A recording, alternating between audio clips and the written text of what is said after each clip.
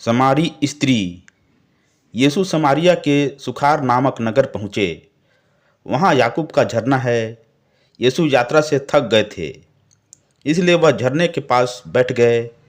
उस समय दोपहर हो चला था। एक स्त्री पानी भरने आई। यीशु ने उससे कहा, मुझे पानी पिला दो। यहूदी लोग समारियों से कोई संबंध नहीं रखते, इसलिए समारी स्त्री ने उनसे कहा, यह क्या कि आप यहूदी होकर मुझ समारी स्त्री से पीने के लिए पानी मांगते हैं। यीशु ने उत्तर दिया, यदि तुम ईश्वर का वरदान पहचानती और यह जानती कि वह कौन है, तो तुमसे कहता है मुझे पानी पिला दो, तो तुम उससे मांगती और वह तुम्हें संजीवन जल देता। स्त्री ने उससे कहा, महोदय, पानी खींचने के लिए आपके पास कुछ भी नहीं है और कुआं गहरा है, तो आपको वह संजीवन जल कहाँ मिलेगा? क्या आप हमारे पिता याकूब से भी महान हैं? उन्होंने हमें यह कुआं दिया। वह स्वयं, उनके पुत्र और उनके पशु भी इससे पानी पीते थे।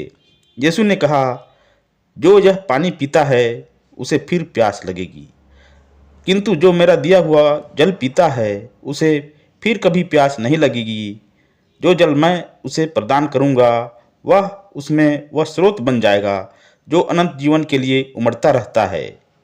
इस पर स्त्री ने कहा, महोदय, मुझे वह जल दीजिए जिससे मुझे फिर प्यास ना लगे और मुझे यहाँ पानी भरने नहीं आना पड़े। यीशु ने उससे कहा, जाकर अपने पति को यहाँ बुला लाओ। स्त्री ने उत्तर दिया, मेरा कोई पति नहीं है। यीशु ने उससे कहा, तुमने ठीक ही कहा कि मेरा कोई पति नहीं है।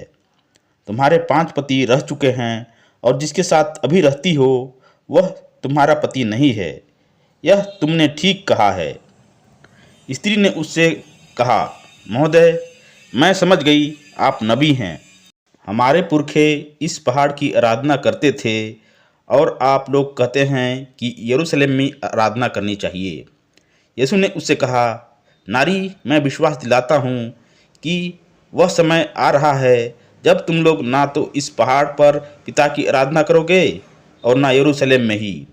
तुम लोग जिसकी आराधना करते हो उसे नहीं जानते। हम लोग जिसकी आराधना करते हैं उसे जानते हैं, क्योंकि मुक्ति यहूदियों से ही प्रारंभ होती है। परंतु वह समय आ रहा है, आ ही गया है, जब सच्चे आराधक आत्मा और सच्चाई से पिता की आराधना करेंगे।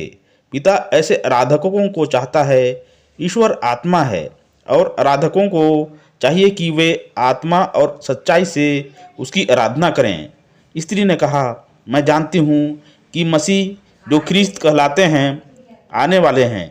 जब वे आएंगे तो हमें सब कुछ बता देंगे। यीशु ने उससे कहा, मैं जो तुमसे बोल रहा हूँ मैं वही हूँ।